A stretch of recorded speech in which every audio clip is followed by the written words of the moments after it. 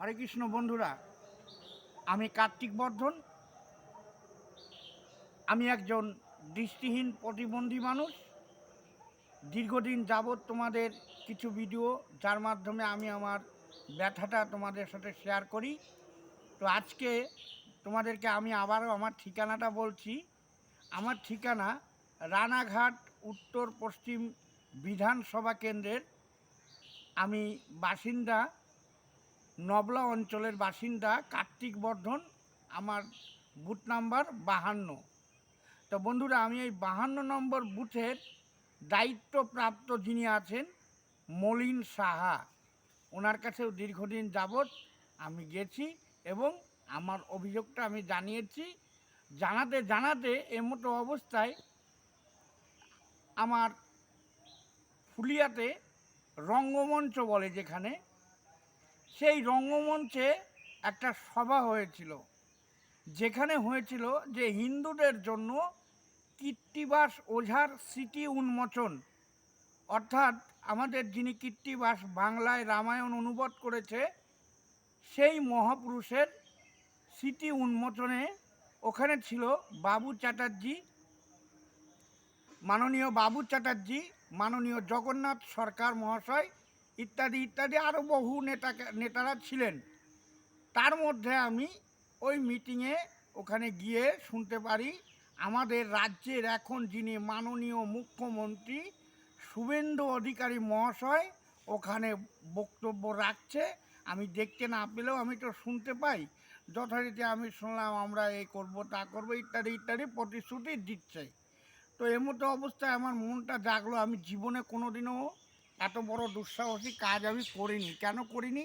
যে লোকে সেই পাত্তাটা দেবে না, হয়তো সামনে বলবে পিছনে কোনো খোঁজ নেই, এরকম ব্যাপার একটা আছে। আমি দেখেছি মাননীয় ঘুগনি মন্ত্রীর বেলায়। তো যাই হোক, আমি ওনাকে সাহস করে আমি যখন ওনাকে ধরতে যাই, ওনার যারা সিকিউরিটি আমাকে বলে, এই ক্যা করতে হয় তুম লোগ। আমি তো বন্ধুরা হিন্দি বুঝি না, সেরকম একটা বলতেও পারি না। আমি বলে ফেলেছি আমি পুছতা है। তা আমাকে বললো ক্যা পুছতা है। আমি বললো শুভেন্দু অধিকারীকে সাথ হাম বাত করতে হয়। বললো ঠিক আছে, আমাকে একটু সাইড দিল। আমি তখন ওখানে বলেছিলাম যে মাননীয় শুভেন্দু অধিকারী মহাশয়, আপনার সাথে আমার দুটো কথা আছে।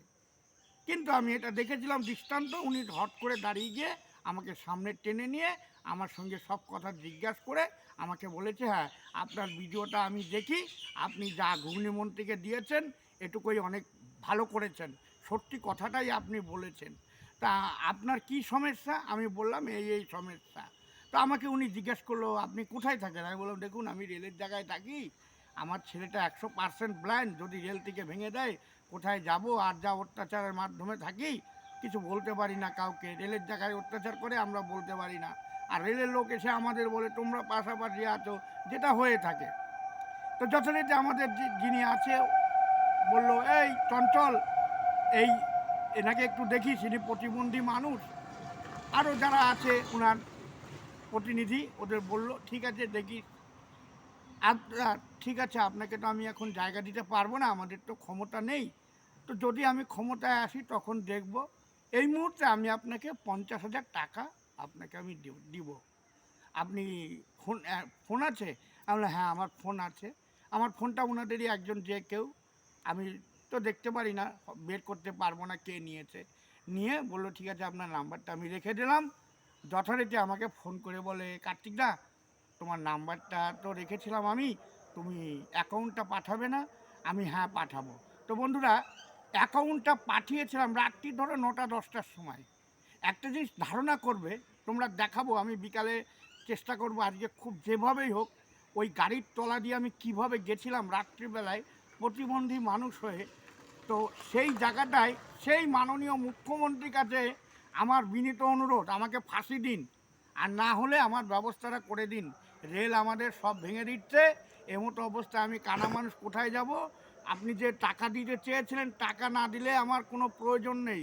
যদি সম্ভব হয় আপনাদের দপ্তরে আপনার পক্ষ থেকে যে আমার মতো কানা মানুষকে একটু জায়গার ব্যবস্থা আপনি করে দিতে পারেন, তাহলে আমি তো উপকৃত হবই, সেই সঙ্গে আপনার কথাটাও কিন্তু ঠিক থাকবে। জানি না ঠিক বললাম কি না, কিন্তু আমি এইটুকু আবারও বলছি, আমাকে আপনি ফাঁসি দিন, কারণ আমি আপনার কথা বলে দিচ্ছি এবং বলে দিচ্ছি যে আপনি 50,000 টাকা আমাকে দিতে চেয়েছিলেন। আমাকে কিন্তু বাজারঘাটের লোকে প্রায় ধরছে, যে কালকেও দুপুরবেলায় আমাকে ধরেছে একজন, কার্তিকদা 50,000 টাকাটা কি নষ্ট করলি না ছেলেটার জন্য রেখে দিলি? এই হলো ব্যাপার। বন্ধুরা, ভিডিওটা দেখে তোমরা একটু শেয়ার করবে, এইটাই আমার অনুরোধ। আর আমি সত্যি কথাটাই বলেছি।